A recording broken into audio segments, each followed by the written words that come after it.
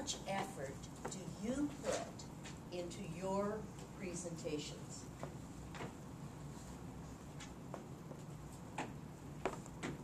We have excellent guidelines in our competent communication manual, and we have excellent guidelines in our competent leadership manual. But how much effort do you put into your presentations? The difference is in the details. Start by creating an interesting topic. Something to involve the audience and make them want to know more. Create a title that inspires interest, intrigue, and involves the audience to want to know more about your subject. You can start your speech by asking a you question. A you question is an example of the way I started this one. How much effort do you put into your presentations? You can also open with a controversial statement. You can open with a personal story. Or you can open with a unique quote. It is very important to use your own material. There is enough experience in your life to be able to use your own material. No need to copy someone else's material. Structure your speech. You can structure your speech by giving it a timeline. I'm starting at my right. But why would I start at my right? Because you as the audience, assuming your audience is theater style in front of you, I would be on the audience left, and you read from left to right.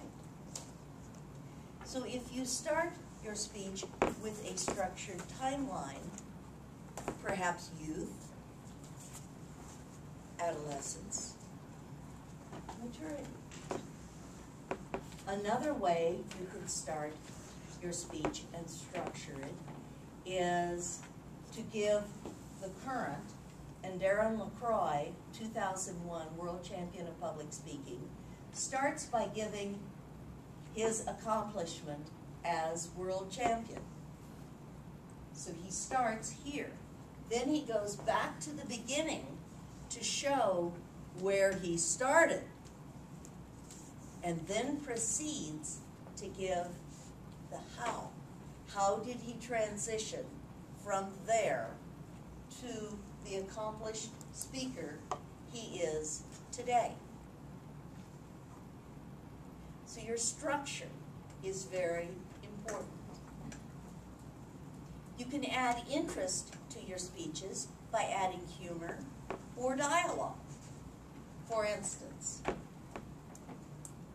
yes, JP, I do understand it's important to have a foundational phrase. A foundational phrase is the lesson or message that you give in your speech. Something you want people to remember 3 days later. Your foundational phrase is the phrase you repeat through your speech. The difference between a beginning speaker and an accomplished speaker is in the details. The little details that you do as additional preparation, delivery, and follow-through in your speech. The difference is in the details. Whether you wish to speak for a living as a professional speaker or to do it as JP does to enhance your career,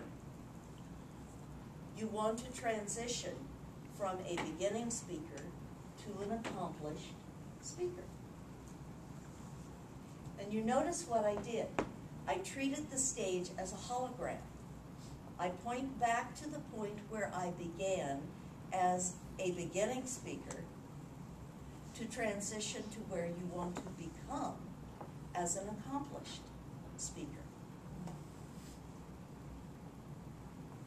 The difference is in the details. Another thing a professional speaker will do is to go to each corner of the room. Sit in that corner. Sit in that corner. Sit here. Sit here. Be certain everyone can hear you and see you. You don't hide behind the podium and clutch it for dear life. You come out front, where everyone can see you and hear you. It's little details that make so much difference and distinguish the beginning speaker from the accomplished speaker. Another thing is to record yourself. You notice I record myself every time. And it isn't just recording yourself, you have to actually use it. Go back and observe it. And you want to do that in 3 different ways. First, you watch it with full audio and visual.